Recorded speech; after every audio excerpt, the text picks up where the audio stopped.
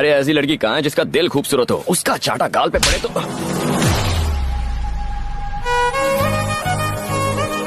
उस दिन मैंने कीर्ति को पहली बार देखा।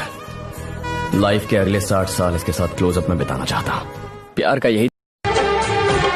तुझे रब ने बनाया किस लिए, किस लिए? तू अकेला ना रह जाए, तू अकेला लागे ना मुरझिया कोई सुनवा दे पिया, सर से सरक जाता सारी हो, सारी हो, सारी हो। लागे ना मुरझिया कोई सुनवा दे, दिल के दुनिया में घर बसा के तू दगा कैलस, पागल झूठा दिखावा में दिल।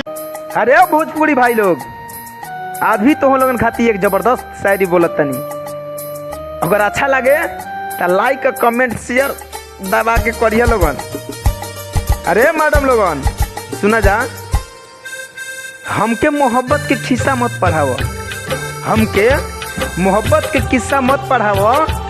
जौना किताब से तू देख के शायरी बोललू वो किताब हमरे लिखल है।